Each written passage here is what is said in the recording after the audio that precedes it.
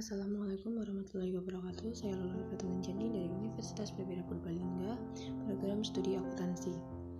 Di hari yang cerah ini, saya akan menyampaikan materi mengenai UMKM.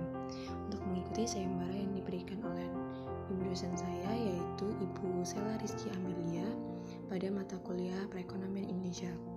Oke, langsung saja pada materi pembahasan kali ini ya.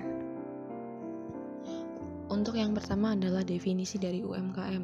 UMKM adalah singkatan dari usaha mikro, kecil, dan menengah. Dari sudut pandang pelaku usaha, UMKM bisa dideskripsikan sebagai bisnis yang dijalankan individu, rumah tangga, atau badan usaha ukuran kecil. Sedangkan, menurut Profesor Ina Primita dari Fakultas Ekonomi dan Bisnis Universitas Pajajaran, mendeskripsikan UMKM sebagai aktivitas usaha skala kecil yang mendukung pergerakan, pembangunan, serta perekonomian di Indonesia.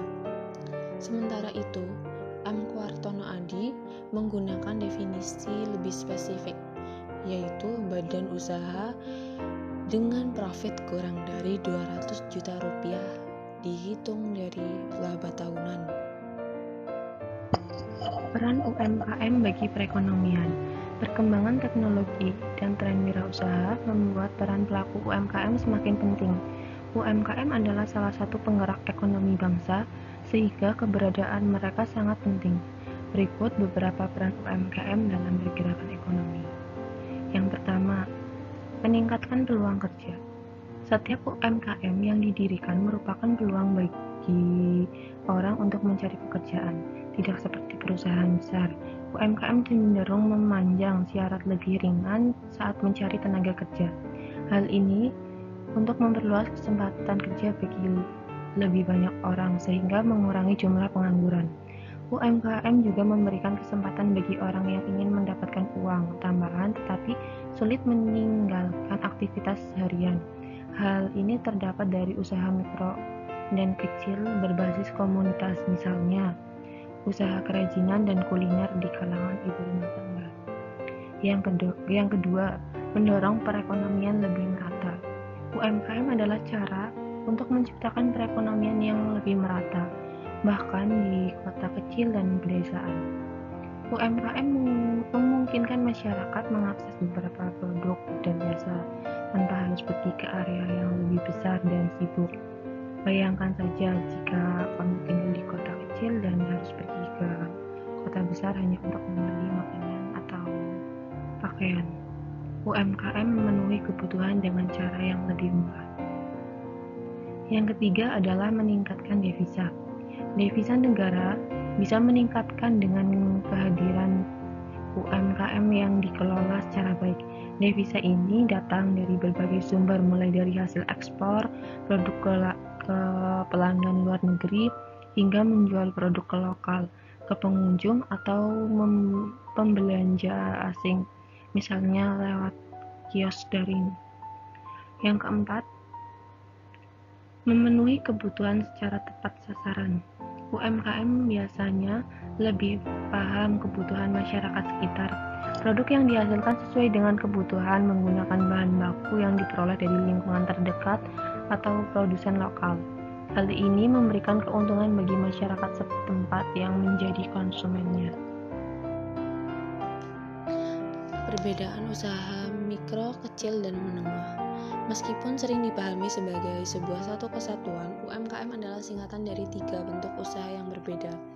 Ketiga bentuk usaha tersebut adalah: yang pertama, usaha mikro adalah jenis usaha yang biasanya dikelola dan dimiliki oleh individu atau keluarga. Sebuah usaha termasuk sebagai usaha mikro saat keuntungan bersihnya setiap tahun tidak lebih dari 50 juta rupiah. Pengelolaan keuangan bisnis mikro ini biasanya masih disatukan dengan keuangan pribadi pengelolanya. Yang kedua adalah usaha kecil. Sedangkan untuk usaha kecil adalah usaha yang dimiliki atau usaha yang memiliki keuntungan bersih kisaran 50 juta sampai 300 juta rupiah setiap tahunnya. Usaha ini dapat berdiri dari jenis bisnis informal seperti industri produk fashion, rumahan. Yang ketiga adalah usaha menengah. Adalah jenis bisnis yang sudah mempunyai sistem pembukuan yang lengkap dan terstruktur. Sebagai sebuah bisnis usaha menengah, memiliki pengelolaan yang lebih matang dan disiapkan dari keuangan pribadi milik pengelola usahanya.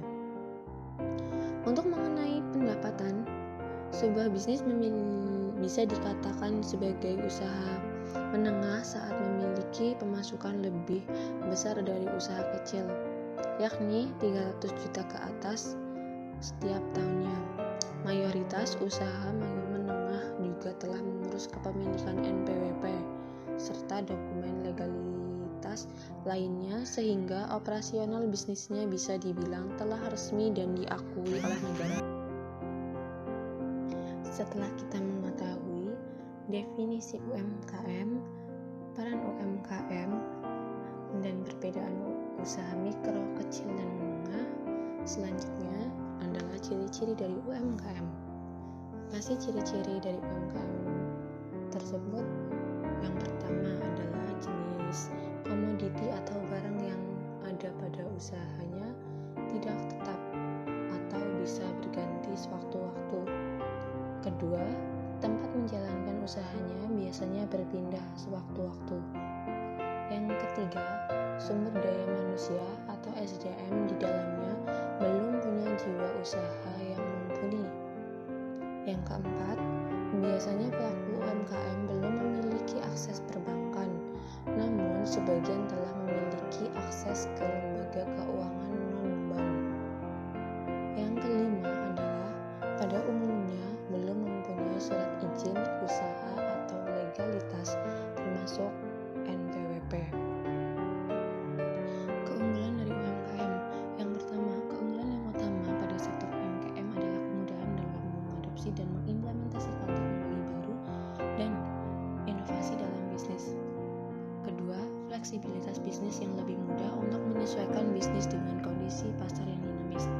Yang ketiga, keunggulan lainnya yang dimiliki UMKM adalah dalam hal menjaga hubungan baik antar karyawan. Hal ini dikarenakan jumlah karyawan yang masih lebih sedikit. Pada saat pandemi COVID-19, bagaimana sih kondisi UMKM di tengah pandemi sekarang? Yang pertama, selama pandemi COVID-19, sektor UMKM paling berdampak. Banyak dari pengusaha yang harus gulung tikar karena menurunnya permintaan. Yang kedua, mayoritas UMKM atau sebanyak 82,9% mengalami dampak negatif dari pandemi ini.